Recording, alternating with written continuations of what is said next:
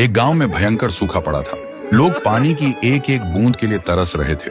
उसी गांव में थुंग थुंग नाम का एक गरीब आदमी अपनी गर्भवती पत्नी के साथ रहता था। दोनों प्यास से तड़प रहे थे। दूसरी तरफ थुंग थुंग का सगा भाई अज्जू गांव का सबसे अमीर और क्रूर जमींदार था। उसने अपने बड़े तालाब में बचा कुचा सारा पानी जमा कर रखा था और गांव वालों को सोने के भाव पानी बेचता था। वह अपने भाई और भाभी की हालत देखकर भी उनकी मदद नहीं करता था, बल्कि उनका मजाक उड़ाता था। एक तपती दोपहर थुंग थुंग एक सूखे पेड़ के नीचे बैठा था। तभी आसमान से एक सुनहरे रंग का पक्षी गिरकर उसके पास तड़पने लगा। गर्मी से उसकी जान जा रही थी। थुंग थुंग के पास बस आखिरी घूंट पानी बचा था, जो उसने अपनी पत्नी के लिए बचा कर रखा था।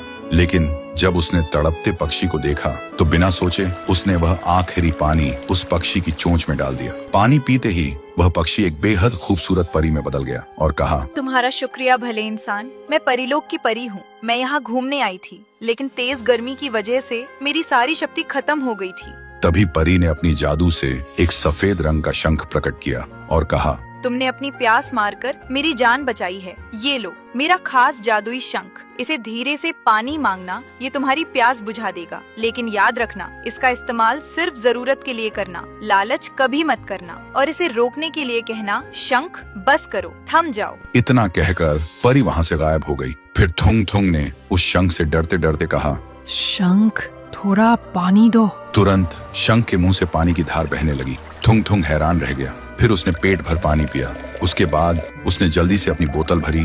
फिर उसने शंख से कहा, शंख बस करो, थम जाओ। पानी रुक गया। थुंग थुंग दौड़कर घर गया और अपनी पत्नी को पानी पिलाया। फिर थुंग थुंग ने वह पानी अपने सूखे खेतों में डाला। रातों रात उसके खेत हरे भरे हो गए। यह चमत्कार देखकर वह चुपचाप रात में गांव वालों के मटके भरने लगा। उधर अज्जू परेशान हो गया। उसका पानी का धंधा बंद होने लगा था।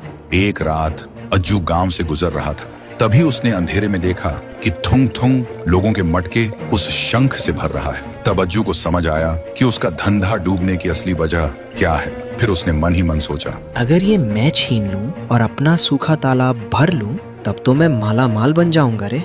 लालच में आकर अज्जू ने अपने गरीब भाई को मारा पीटा और वह जादुई शंख छीन लिया और शंख लेकर सूखे तालाब के बीच पहुंचा और जोर से चिल्लाया, अरे शंख, इतना पानी बरसा कि सब कुछ भर जाए। अज्जू के चिल्लाते ही शंख से समुंदर जैसी लहरें फूट पड़ी।